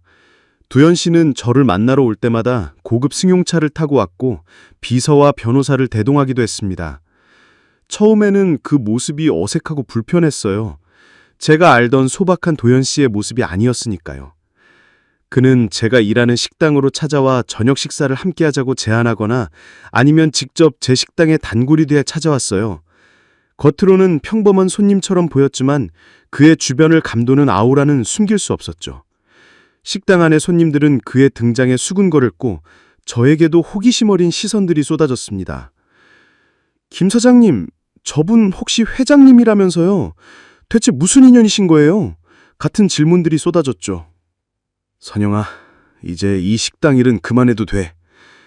내가 당신에게 더 좋은 환경을 만들어줄게. 당신이 원하는 모든 것을 해줄 수 있어. 그는 매번 저에게 말했습니다. 하지만 저는 그 제안을 쉽게 받아들일 수 없었어요. 이 식당은 지난 20년간 제가 도연 씨를 그리워하며 버텨온 삶의 터전이었고 제 자존심이었습니다. 그의 부에 기대어 살아가는 것이 과연 제가 원하는 삶일까 하는 의문이 들었죠. 어쩌면 그 막대한 돈이 우리 사랑의 걸림돌이 될지도 모른다는 생각마저 들었습니다. 제가 가진 소박한 삶의 가치관과 그의 현재가 너무나도 동떨어져 보였습니다. 도연 씨, 저도 당신이 돌아와서 정말 기뻐요. 하지만 저는 지금처럼 제 삶을 살고 싶어요. 당신의 돈 때문에 저의 삶이 바뀌는 건 원하지 않아요. 저는 솔직하게 제 마음을 털어놓았습니다. 그의 부가 싫은 것이 아니라 그 부로 인해 제가 가진 삶의 의미와 가치가 흐려질까봐 두려웠던 거죠. 그 돈이 우리 사이를 더 멀어지게 할 수도 있다는 막연한 불안감도 있었습니다. 그는 제 말을 묵묵히 들었습니다. 그리고는 조용히 제 손을 잡았어요. 알아, 선영아. 당신의 마음 다 이해해. 내가 20년 동안 당신 곁에 없었으니 당신 혼자서 얼마나 단단해지고 강해졌는지 내가 다 알 것 같아. 하지만 나는 당신에게 그저 도움을 주고 싶을 뿐이야. 당신이 힘든 삶을 사는 걸 더 이상 보고 싶지 않아. 내가 이룬 모든 것이 당신을 위한 거였다는 걸 알아줬으면 해. 그의 말에 제 눈시울이 붉어졌습니다. 그의 사랑은 여전히 익숙하고 따뜻했습니다. 20년이라는 세월이 흘렀어도 그가 저를 바라보는 눈빛은 변함없이 애틋했어요. 어쩌면 그의 부는 그저 외적인 포장일 뿐이고 그 안에는 제가 알던 도연 씨의 순수한 사랑이 그대로 남아있음을 깨달았습니다. 문제는 그의 돈이 아니라 그 돈을 대하는 저의 태도였던 거죠. 저는 그에게 물었습니다. 도연 씨는 우리가 다시 예전처럼 돌아갈 수 있다고 생각해요? 20년의 시간은 너무나도 많은 것을 바꾸어 놓았습니다. 젊음과 순수했던 신혼부부는 이제 중년의 나이에 접어들었고 각자의 삶 속에서 겪은 수많은 경험들이 저희를 다른 사람으로 만들었으니까요. 제가 그의 화려한 세계에 발을 들여놓는 것이 옳은 일인지도 의문이 들었습니다. 그의 사업 규모나 관계된 사람들은 제가 평생 접해본 적이 없는 종류의 것이었으니까요. 도연 씨는 제 질문에 잠시 침묵했습니다. 그리고는 조용히 제 손을 더 꼭 잡으며 말했어요. 선영아, 완벽하게 예전처럼 돌아갈 순 없을 거야. 20년이라는 시간은 우리에게 너무나도 많은 것을 주었고 또 많은 것을 빼앗아 갔지만 우리는 새로운 모습으로 더 단단하고 깊어진 사랑을 시작할 수 있어. 과거의 아픔을 함께 보듬고 새로운 미래를 함께 만들어 갈 수 있을 거야. 당신이 원하는 대로 당신의 속도에 맞춰서 함께 나아갈 수 있어. 그의 말은 제 마음을 울렸습니다. 모든 것을 되돌릴 순 없어도 새로운 시작을 할 수 있다는 그의 믿음이 저에게 용기를 주었죠. 낯선 부와 익숙한 사랑, 이 둘 사이에서 방황하던 제 마음이 조금씩 제자리를 찾아가는 듯 했습니다. 이제는 그의 부를 조건으로 생각하기보다 그가 저를 위해 얼마나 많은 노력을 했는지 그리고 그 사랑이 얼마나 진실한지 이해하게 되었습니다. 어쩌면 제가 지난 20년간 붙잡고 있었던 도연 씨와의 희미한 약속이 지금 이 순간 현실이 되어 제 눈앞에 펼쳐지고 있다는 생각이 들었습니다. 이제는 그와의 새로운 시작을 진지하게 고민해 볼 때였습니다. 도연 씨와 저는 지난 시간을 되짚어보며 많은 대화를 나누었습니다. 그는 제가 겪은 모든 아픔에 대해 진심으로 사과했고 저는 그가 살아남기 위해 얼마나 처절하게 노력했는지 이해하게 되었어요. 20년간의 그리움과 오해, 그리고 새로운 현실이 주는 혼란 속에서도 서로를 향한 본질적인 사랑은 변치 않았다는 것을 깨달았습니다. 이제는 모든 것을 되돌릴 순 없어도 새로운 모습으로 함께 나아갈 수 있다는 희망이 보이기 시작했죠. 저는 매일 밤 그와 통화하며 그의 하루를 듣고 제 하루를 이야기하며 서로의 간극을 좁혀나갔습니다. 어느 날 도연 씨가 저에게 저녁 식사를 제안했어요. 이번에는 그의 회사와 연결된 최고급 호텔의 스위트룸이 아니라 제가 처음 그와 만났던 강가 근처의 작은 레스토랑이었습니다. 제가 식당 문을 닫고 그곳으로 향했을 때 그는 이미 창가에 앉아 저를 기다리고 있었습니다. 그의 얼굴에는 오랜만에 제가 알던 소년 같은 미소가 걸려 있었어요. 그가 저를 위해 특별히 고른 장소라는 것을 알 수 있었습니다. 여보, 기억나? 여기서 우리가 자주 왔던 곳 근처야. 기억나? 그의 목소리는 잔잔한 물결 같았습니다. 그는 과거를 떠올리게 하는 장소에서 저와 함께 시간을 보내고 싶어하는 듯 했어요. 낯선 부와 성공의 그림자를 잠시 벗어던지고 예전의 저희로 돌아가고 싶은 그의 마음이 느껴졌습니다. 그는 마치 20살 청년처럼 설렘 가득한 눈빛으로 저를 바라보았습니다. 음식을 주문하고 도연 씨는 제게 작은 선물 상자를 내밀었습니다. 저는 조심스럽게 상자를 열었어요. 그 안에는 제가 20년 전 그에게 주었던 낡은 은반지 옆에 영롱하게 빛나는 다이아몬드 반지가 놓여 있었습니다. 저는 깜짝 놀라 그를 바라보았습니다. 그의 눈빛은 제가 알던 그 다정한 도연 씨의 것이었습니다. 이 반지 기억나? 20년 전 내가 당신에게 주려고 했지만 차마 전해주지 못했던 반지야. 사고가 나기 며칠 전 당신에게 이걸 주면서 다시 한번 프로포즈하려 했었지. 당신과 함께라면 영원히 행복할 거라고. 우리 함께 평생을 약속하자고 말이야. 그의 목소리는 떨렸지만 눈빛은 진심으로 가득했습니다. 그의 손이 미세하게 떨리는 것을 보며 저 또한 벅차오르는 감정에 눈시울이 뜨거워졌습니다. 저는 그가 말했던 20년 전의 약속이 떠올랐습니다. 강가에 작고 예쁜 집을 짓고 함께 작은 식당을 열자던 그 소박한 꿈들. 그 꿈들이 모두 저를 향한 그의 깊은 사랑과 맞닿아 있었다는 것을 이제야 비로소 깨달았습니다. 그가 백만장자가 되어 돌아온 이유도 결국은 저에게 그 약속들을 지켜주고 싶었기 때문이라는 것을요. 그의 모든 성공이 오직 저를 위한 것이었다는 사실에 제 마음은 무너지는 듯 했습니다. 선영아, 그가 자리에서 일어나 제 앞에 무릎을 꿇었습니다. 주변 사람들의 시선은 아랑곳하지 않는 듯했어요. 그의 두 눈은 오직 저만을 향하고 있었습니다. 20년 전 나는 당신에게 프로포즈하지 못하고 사라졌지. 기억을 잃은 채 너무 오랜 시간을 헤매었고 당신을 홀로 두었어. 정말 미안해. 내가 당신에게 얼마나 큰 고통을 안겨주었는지 평생 후회하며 살았어. 그의 눈가에 이슬이 맺혔습니다. 하지만 이제 나는 당신 곁에 있어. 지난 20년간 당신이 흘린 눈물만큼, 아니, 그거보다 더 많은 행복을 당신에게 주고 싶어. 다시는 당신을 혼자 두지 않을게. 내 남은 삶, 오직 당신만을 위해 살고 싶어.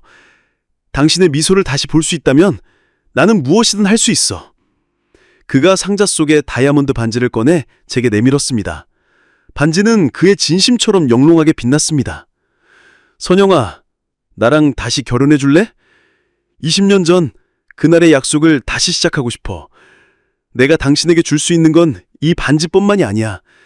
내 모든 사랑과 내 남은 모든 시간을 당신에게 바치고 싶어. 우리의 사랑을 다시 시작하자. 저는 눈물이 앞을 가려 아무 말도 할 수 없었습니다. 20년 전 그가 강물에 사라지기 직전 저를 향해 내밀었던 그 마지막 손길처럼 그의 두 번째 프로포즈는 저의 얼어붙었던 심장을 다시 뛰게 만들었습니다. 낯선 부와 익숙한 사랑 사이에서 갈등하던 제 마음속 모든 고민이 사라지는 순간이었어요. 중요한 것은 돈이 아니라 20년이라는 긴 시간 속에서도 변치 않은 그의 사랑이라는 것을 비로소 확신할 수 있었습니다. 저는 고개를 끄덕였습니다. 당신이라면 다시 시작할 수 있어. 제 목소리는 흐느낌에 섞여 제대로 나오지 않았지만 그의 손을 잡는 제 손은 더 이상 떨리지 않았습니다. 20년 전 그 강가에서 끊겼던 저희의 약속이 이제 다시 새롭게 시작될 수 있는 기적이 제 눈앞에 펼쳐지고 있었습니다. 우리의 사랑은 죽지 않고 더 깊고 단단해진 채로 돌아온 것이었습니다. 도연 씨의 두 번째 프로포즈를 받아들인 후 제 삶에는 다시금 따뜻한 햇살이 쏟아져 내리는 듯 했어요.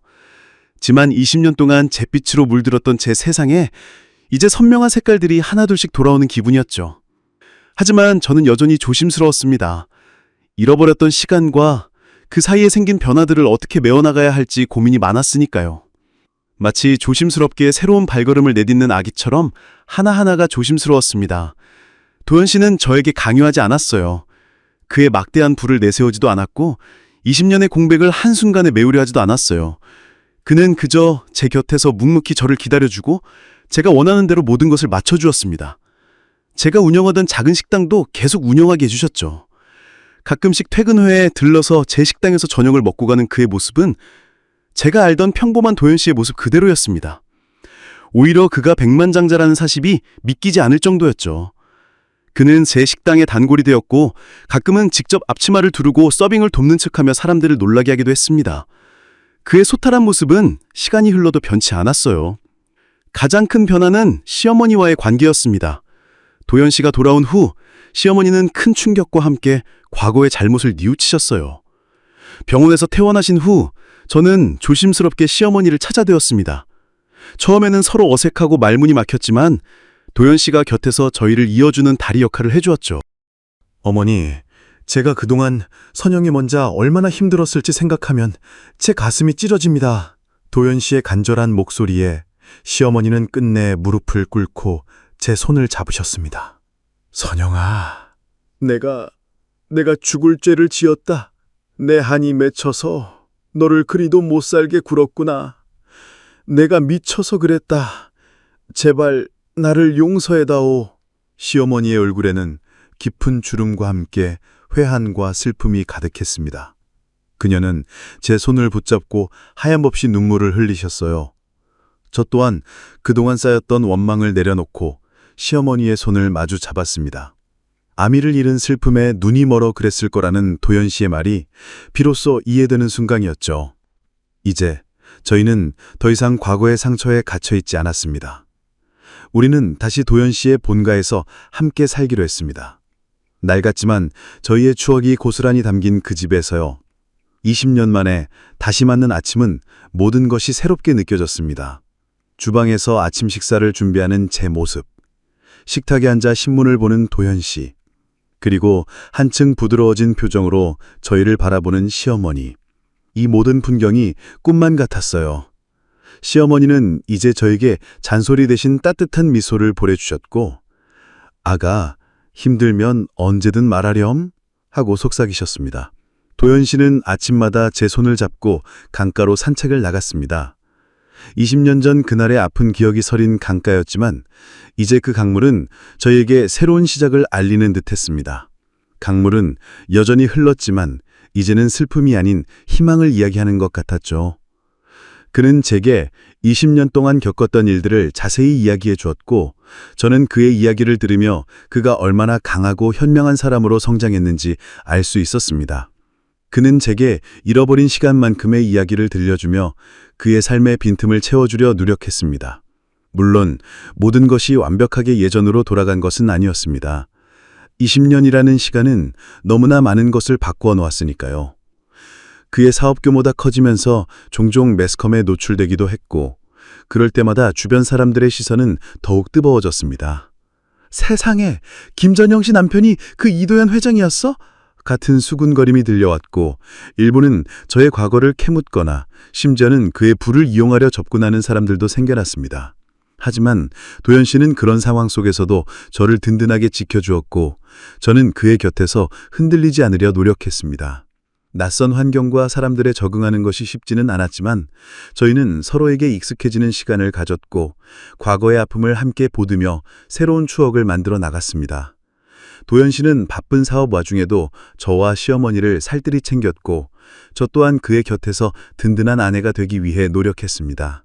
정원이는 저를 찾아와 야, 너 정말 팔자 한번 기구하다 했더니 이렇게 다시 꽃이 필 줄은 누가 알았겠냐?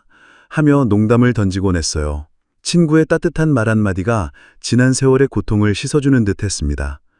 새로운 오늘, 함께 맞는 아침. 저는 이제 더 이상 과거의 그림자에 갇혀있지 않았습니다. 제 곁에는 사랑하는 남편이 있었고 오해를 풀고 화해한 시어머니가 계셨습니다. 평범한 일상이 주는 소소한 행복이 얼마나 소중한지 다시 한번 깨달았어요. 이 모든 것이 기적 같은 일이지만 저는 이 기적을 현실로 받아들이고 남은 생을 충실하게 살아가기로 다짐했습니다. 도연 씨가 돌아온 후 제 삶은 많은 것이 변했습니다. 그의 부는 제 주변 환경을 송두리째 바꾸어 놓을 수 있었지만 저는 물질적인 풍요를 좋아하고 다른 것에 더 큰 가치를 두었습니다.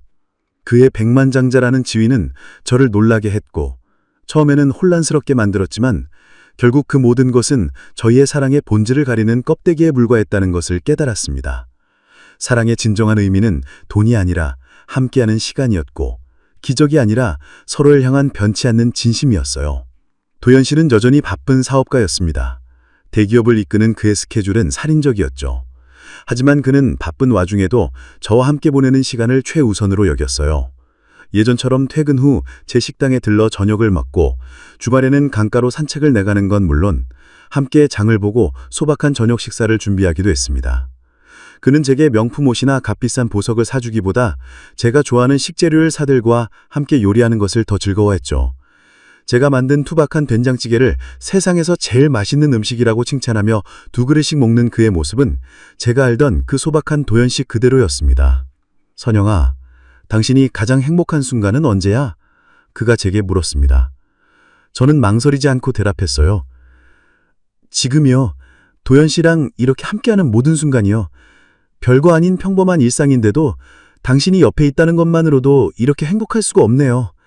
그의 눈가에는 따뜻한 미소가 퍼졌습니다. 그는 진심으로 제가 행복해하는 모습을 보고 싶어 했어요.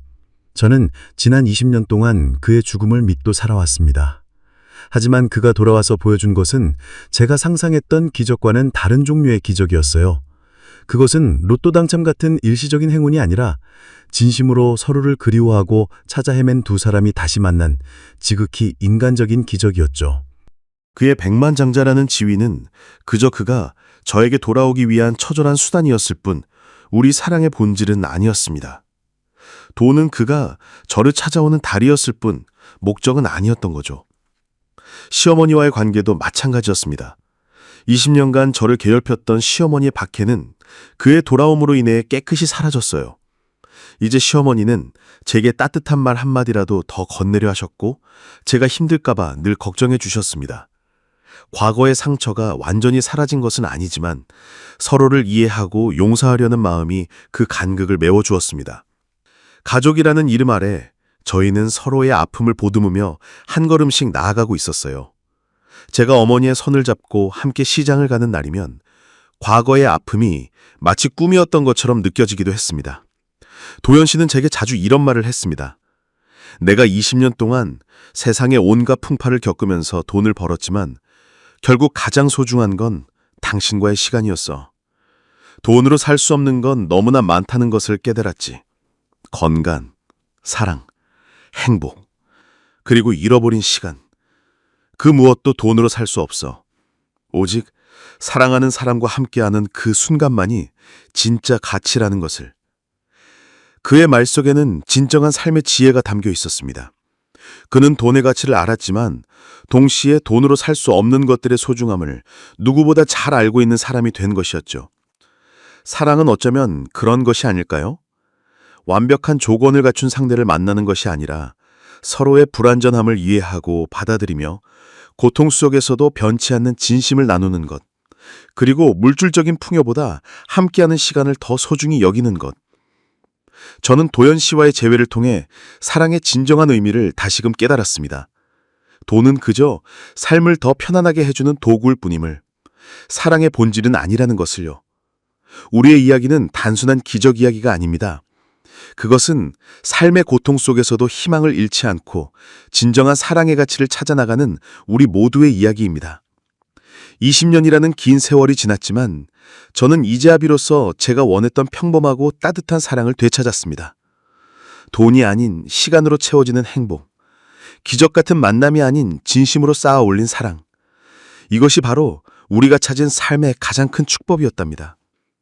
도연 씨와의 재회는 제 삶의 가장 큰 기적이었지만 저는 이 이야기가 단순히 저와 남편만의 특별한 경험으로 끝나지 않기를 바랍니다. 제가 겪은 이 모든 시간들이 지금 이 글을 읽고 계신 독자 여러분의 삶에도 작은 희망과 위로가 될 수 있기를 간절히 소원합니다. 우리의 이야기는 계속될 것이고 그 안에는 우리 모두에게 필요한 진실과 용기가 담겨 있다고 저는 믿어요. 삶은 때때로 이해할 수 없는 고통과 시련을 안겨줍니다. 저 또한 그랬습니다. 사랑하는 남편을 잃고 홀로 20년이라는 긴 세월을 버텨야 했으니까요. 시어머니의 모진 박해 속에서, 세상의 차가운 시선 속에서 저는 수없이 좌절하고 포기하고 싶었습니다. 길을 잃고 헤맬 때도 많았고 모든 것을 내려놓고 싶다는 유혹에 시달리기도 했습니다. 하지만 저는 묵묵히 제 자리에서 하루하루를 살아냈습니다. 희미한 기억 속 남편과의 약속을 붙잡고 언젠가 찾아올지 모를 희망을 놓지 않았어요. 그 작은 희망이 저를 살게 했습니다. 그리고 보십시오. 제게도 기적이 찾아왔습니다. 그것도 제가 가장 절망했던 그 순간, 모든 것을 잃었다고 생각했던 바로 그곳에서 말입니다. 죽은 줄 알았던 남편이 살아 돌아왔고 그는 제가 생각지도 못한 모습으로 제 앞에 나타났어요. 그의 성공은 저를 위한 처절한 약속에서 비롯된 것이었고 그의 사랑은 20년이라는 긴 세월 속에서도 변치 않았습니다. 그는 제게 삶의 두 번째 기회를 선물해 주었습니다. 저는 이 이야기를 통해 독자 여러분께 두 가지 중요한 메시지를 전하고 싶습니다. 첫째, 절망 속에서도 희망을 잃지 마십시오. 삶은 예측할 수 없기에 가장 어두운 터널의 끝에서 뜻밖의 빛을 만날 수도 있습니다. 제가 그랬던 것처럼 여러분의 삶에도 언젠가 예상치 못한 기적이 찾아올 수 있습니다. 중요한 건 그 기적을 맞이할 준비가 되어 있는가 하는 것입니다. 스스로의 삶을 포기하지 않고 묵묵히 걸어가는 것, 매일매일 작은 노력이라도 이어가는 것, 그것만이 가장 큰 기적을 불러오는 힘이 아닐까 싶어요. 인생의 파도 속에서도 굳건히 서 있는 것, 그것만으로도 우리는 이미 기적을 만들고 있는 것입니다. 둘째, 진정한 사랑은 돈이나 명예, 시간이 아닌 진심에서 비롯됩니다. 도연 씨는 막대한 부를 가지고 돌아왔지만 제가 그를 다시 받아들인 건 그의 돈 때문이 아니었어요. 그가 20년간 저를 찾아 헤매며 보여준 처절한 사랑과 그 모든 과정 속에 담긴 그의 진심 때문이었어요. 물질적인 풍요가 삶의 전부가 아니라는 것을 저는 그의 돌아옴을 통해 다시 한번 깨달았습니다. 사랑하는 사람과 함께하는 소박한 시간, 서로를 이해하고 용서하는 마음과 어려움 속에서도 곁을 지켜주는 존재의 소중함, 이것이 바로 우리 삶을 가장 풍요롭게 만드는 진짜 보물이라는 생각해요. 돈은 그저 도구일 뿐 우리의 행복과 사랑의 깊이를 결정하는 것은 진심과 함께하는 시간입니다. 우리의 이야기는 여기서 끝이 아닙니다. 저는 이제 도연 씨와 함께 새로운 오늘을 살아가고 있습니다. 과거의 아픔을 보듬고 서로의 손을 맞잡고 남은 생을 사랑과 감사함으로 채워나가고 있습니다. 저희의 삶은 여전히 평범할 것이고 때로는 작은 어려움도 찾아오겠지요. 하지만 이제는 혼자가 아니라는 사실이 저에게 큰 힘이 됩니다. 우리는 서로의 가장 든든한 버팀목이 되어주고 있습니다. 제 사연을 들으시는 모든 분들이 각자의 삶 속에서 진정한 희망과 사랑의 의미를 찾고 어떤 어려움 속에서도 포기하지 않는 용기를 얻으시기를 진심으로 바랍니다. 여러분의 이야기도 계속될 것이고 그 이야기 속에 담긴 기적과 진심이 언젠가 아름답게 꽃필 것이라고 저는 확신합니다. 감사하고 또 감사합니다. 시간은 참으로 신기한 것입니다. 20년 전 제 시간을 멈춰 세웠던 그 강물은 이제 유유히 흐르며 저에게 새로운 시간을 선물하고 있습니다. 도연 씨와 저는 다시 그 강가에 섰습니다. 예전에는 비극의 상징이었던 그 강가에 이제는 희망과 사랑의 기운이 가득합니다. 햇살은 여전히 따사롭고 강물은 잔잔하게 빛나더군요.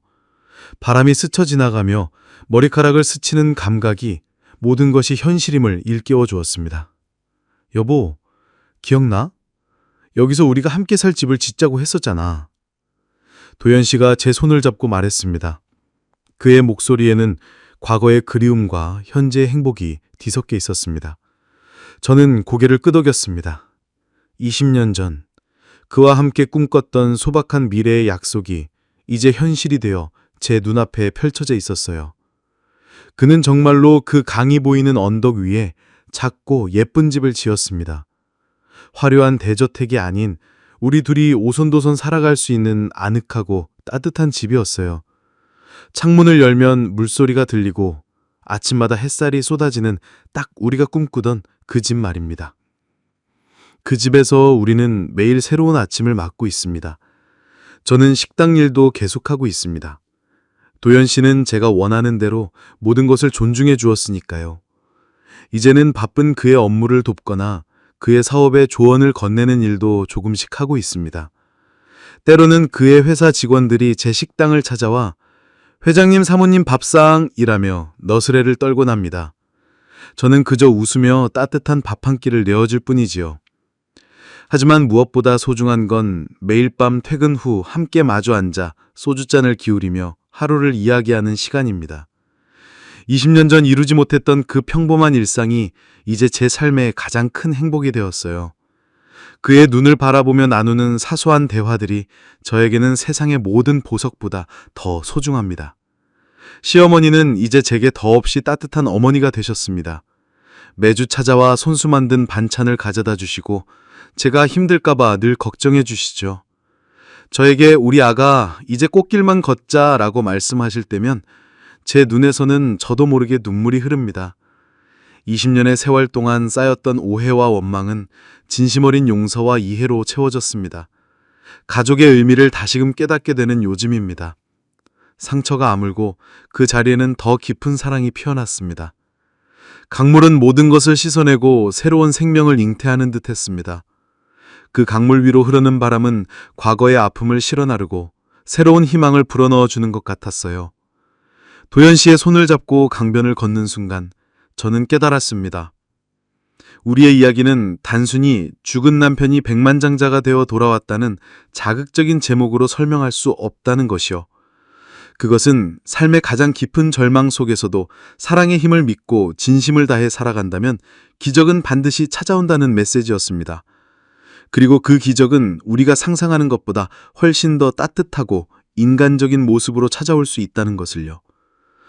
어쩌면 우리 모두의 삶은 기적의 연속일지도 모르겠습니다. 우리가 미처 깨닫지 못할 뿐 매 순간 작은 기적들이 우리 곁을 스쳐 지나가는 것이죠. 모든 분들도 각자의 삶 속에서 자신만의 기적을 발견하고 사랑하는 사람과의 시간을 가장 소중히 여기며 매일매일 행복하게 살아가시기를 진심으로 바랍니다. 그 강가에 다시 서서 저는 조용히 눈을 감고 도연 씨의 손을 꼭 잡았습니다. 그의 손은 여전히 따뜻하고 든든했습니다. 이제 우리의 이야기는 더 이상 아픔이 아니라 희망과 사랑으로 가득한 새로운 페이지를 써내려갈 것입니다. 영원히 말입니다.